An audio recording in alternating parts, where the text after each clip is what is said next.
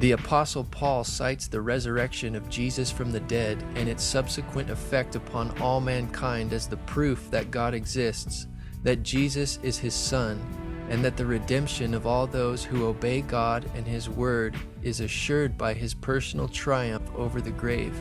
Obviously, the Zeitgeist movement will label the resurrection another myth, as they do with Jesus' historical existence. A cardinal doctrine of the Christian faith is the death and resurrection of Christ. This notion is so important that the Bible itself states, "And if Christ be not risen, then is our preaching vain, and your faith is also vain." It is easy to take the previous verse from Paul's letter to the Corinthians out of context when it is not quoted in its entirety. Paul was making a point in rebuking those who said there was no resurrection, even though Jesus was resurrected. Paul said, "But now is Christ risen from the dead, and become the first fruits of them that slept."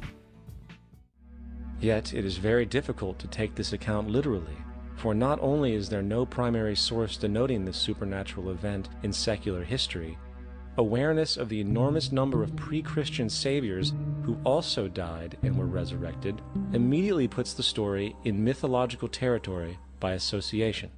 Also claiming that there is no primary source denoting this supernatural event in secular history is inaccurate. Unlike Zeitgeist claims about the Jesus myth, the New Testament uses primary sources. The writers of the New Testament wrote as eyewitnesses from first-hand information. In addition to the non-biblical sources, the four Gospels are primary and authentic sources for the life of Jesus. Richard Bauckham, professor of the New Testament at University of St. Andrews, Scotland, wrote in his book Jesus and the Eyewitnesses, "The Gospels were written within living memory of the events they recount. Mark's Gospel was written well within the lifetime of many witnesses, while the other three canonical Gospels were written in the period when the living eyewitnesses were becoming scarce, exactly at the point in time when their testimony would perish with them were it not put in writing. This is a highly significant fact, entailed not by unusually early datings of the Gospels, but by the generally accepted ones. We imagine the traditions passing through many minds and mouths before they reach the writers of the Gospels, but the period in question is actually that of a relatively, for the period, long lifetime." Religious belief has caused more fragmentation and conflict than any other ideology. Christianity alone has 34,000 different subgroups. The Bible teaches Christians to be unified in love, regardless of how many professing Christians today behave contrary. Concerning church subgroups, the Apostle Paul spoke against the Corinthian church creating divisions and strife, saying it was carnal to do such in 1 Corinthians 3:3-11. Christianity, along with all other theistic belief systems, is the fraud of the age. On the contrary, part 1 of the movie Zeitgeist is in every respect a fraud. This film professes to present the authoritative truth on what Christianity and pagan religions teach, yet genuine academic research and scholarship blatantly refutes the vast majority of these claims and strongly supports historic Christianity. In terms of Peter Joseph's ludicrous astrological and historical assertions, there is truly nothing new under the sun. The point raised by Zeitgeist about the book of Revelation and the end times is important for the reason that this constant talk by Christian evangelicals may actually bring about Armageddon by setting up Christians to do battle. And I firmly believe we must not let that happen.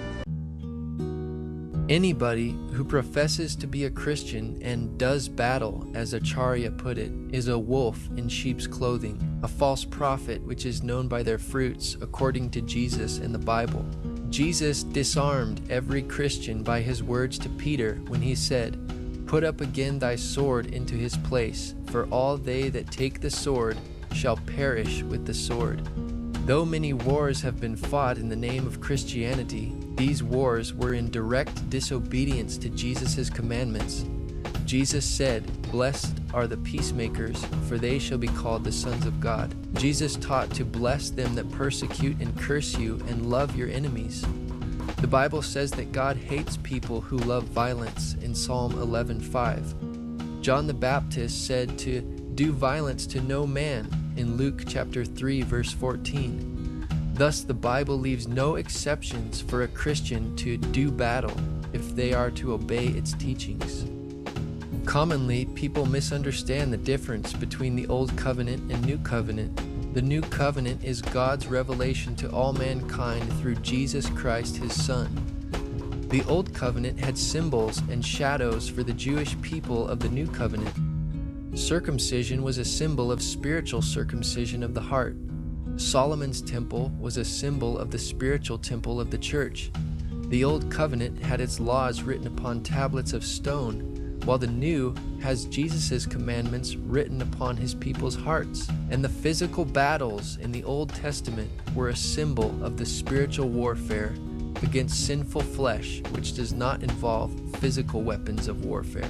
Contrary to Acharya's interpretation, the book of Revelation is clear in that the beast or evil world empire is given power over all nations to make war with Christians and overcome them. Jesus authoritatively told Pilate, "If my kingdom were of this world, my servants would fight," implying that His kingdom is not of this world, and this is why the true servants of Jesus do not fight. Jesus also said, "From the days of John the Baptist until now, the kingdom of heaven suffers violence, and the violent take it by force." The only way to recognize a true Christian, according to the Bible, is by their love, because God is love. Regardless of whether or not somebody calls themselves a Christian, Jesus said, "The word that I have spoken, the same shall judge him in the last day."